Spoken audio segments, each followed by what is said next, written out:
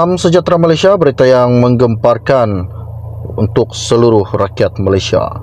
Terima kasih bagi yang sudah lama mengikuti channel ini. Bagi yang baru saja melihat channel ini, tolong bantu saya tekan butang subscribe, share, like, dan komen. Terima kasih semua. Isu yang menggemparkan di mana Ismail Sabri baru-baru ini dikatakan disiasat berkaitan dengan dokumen kelulusan projek perolehan ketika beliau sebagai Perdana Menteri. Mengenai kelulusan projek serta perolehan sewaktu menjadi Perdana Menteri ke-9, antara tumpuan utama dalam pengambilan keterangan oleh Pegawai Penyiasat Suruhanjaya Pencegahan Rasuah Malaysia SPRM terhadap Datuk Seri Ismail Sabri Yaakob baru-baru ini. Difahamkan juga perkembangan itu selepas 3 hari Pegawai Penyiasat melakukan siasatan terhadap aset yang diisytiharkan oleh ahli parlimen berat tersebut.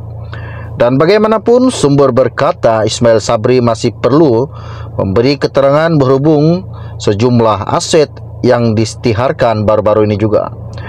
Manakala pengambilan keterangan terhadap Ismail Sabri juga berkemungkinan tidak akan berakhir setakat hari ini. Pegawai Penyiasat memerlukan keterangan beliau mengenai beberapa perkara termasuk kelulusan projek yang dilakukannya.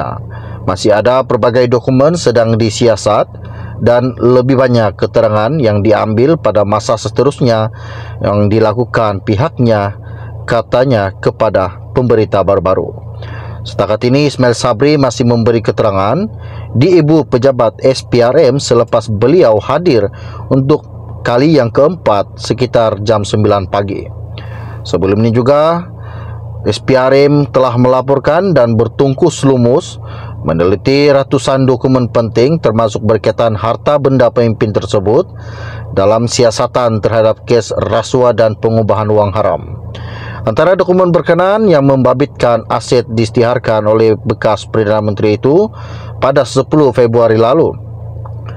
Jumaat dan Kamis yang lalu juga Ismail Sabri yang sudah hadir ke Ibu Pejabat SPRM dan diambil keterangan sekurang-kurangnya 5 hingga 6 jam oleh Pegawai Penyiasat selepas menunda sesi itu beberapa kali atas faktor kesihatan beliau. Dalam sidang media SPRM pada minggu lalu, pihak berkuasa telah mendedahkan penemuan tunai dalam pelbagai mata wang serta jongkongan emas yang secara keseluruhannya berjumlah 177 juta. Pendedahan dibuat menerusi siri serbuan membabitkan 3 premis termasuk sebuah safe house di sekitar ibu negara yang dipercayai mempunyai kaitan dengan siasatan berkenaan. Semua hasil rampasan itu turut dikaitkan perbelanjaan dan perolehan dana bagi tujuan promosi serta publicity program sewaktu beliau mentadbir kerajaan. Ketua Pesuruhjaya SPRM Tan Sri Azam Baki sebelum ini menyatakan bahawa Ismail Sabri dikategorikan sebagai suspek kes terbabit selepas beberapa saksi termasuk beliau sendiri dipanggil memberi keterangan. Siasatan terhadap Ismail Sabri sebelum ini tergendala beberapa kali susulan faktor kesehatannya yang tidak mengizinkan selepas dilaporkan rebah di kediaman beliau sebelum dikejarkan ke hospital. Siasatan terhadap Ismail Sabri dibuat mengikut Akta SPRM 2009 dan Akta Pencegahan Pengubahan Wang Haram, Pencegahan Pembiayaan Keganasan dan Hasil daripada Aktiviti Haram 2001.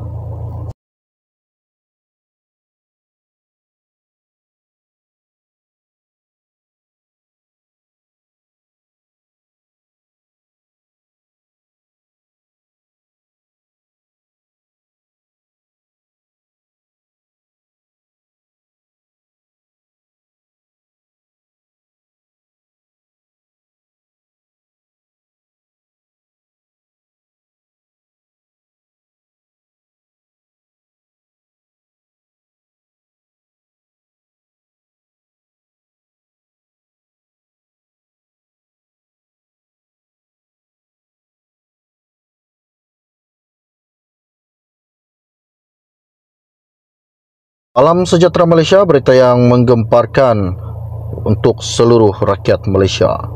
Terima kasih bagi yang sudah lama mengikuti channel ini. Bagi yang baru saja melihat channel ini, tolong bantu saya tekan butang subscribe, share, like, dan komen. Terima kasih semua. Isu yang menggemparkan di mana Ismail Sabri baru-baru ini dikatakan disiasat berkaitan dengan dokumen kelulusan proyek perolehan ketika beliau sebagai Perdana Menteri.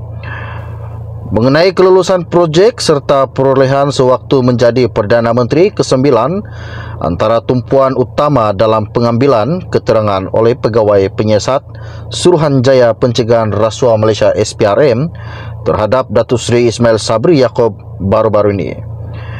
Difahamkan juga perkembangan itu selepas 3 hari Pegawai Penyiasat melakukan siasatan terhadap aset yang diisytiharkan oleh ahli parlimen berat tersebut.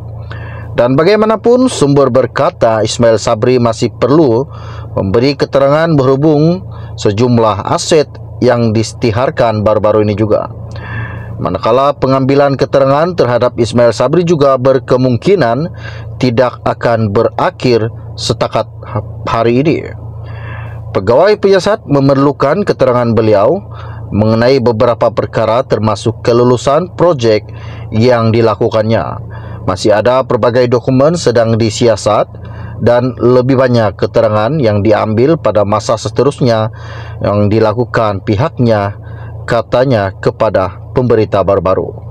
Setakat ini Ismail Sabri masih memberi keterangan di Ibu Pejabat SPRM selepas beliau hadir untuk kali yang keempat sekitar jam 9 pagi. Sebelum ini juga SPRM telah melaporkan dan bertungkus lumus meneliti ratusan dokumen penting termasuk berkaitan harta benda pemimpin tersebut dalam siasatan terhadap kes rasuah dan pengubahan wang haram. Antara dokumen berkenaan yang membabitkan aset diisytiharkan oleh bekas Perdana Menteri itu pada 10 Februari lalu.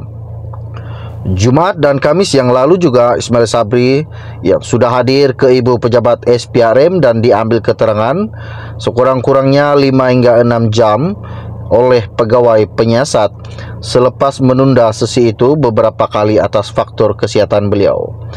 Dalam sidang media SPRM pada minggu lalu, pihak berkuasa telah mendedahkan penemuan tunai dalam pelbagai mata wang serta jongkongan emas yang secara keseluruhannya berjumlah 177 juta. Pendedahan dibuat menerusi siri serbuan membabitkan 3 premis termasuk sebuah safe house di sekitar ibu negara yang dipercayai mempunyai kaitan dengan siasatan berkenaan. Semua hasil rampasan itu turut dikaitkan perbelanjaan dan perolehan dana bagi tujuan promosi serta publicity program sewaktu beliau mentadbir kerajaan. Ketua Pesuruhjaya SPRM Tan Sri Azam Baki sebelum ini menyatakan bahawa Ismail Sabri dikategorikan sebagai suspek kes terbabit selepas beberapa saksi termasuk beliau sendiri dipanggil memberi keterangan. Siasatan terhadap Ismail Sabri sebelum ini tergendala beberapa kali susulan faktor kesehatannya yang tidak mengizinkan selepas dilaporkan rebah di kediaman beliau sebelum dikejarkan ke hospital.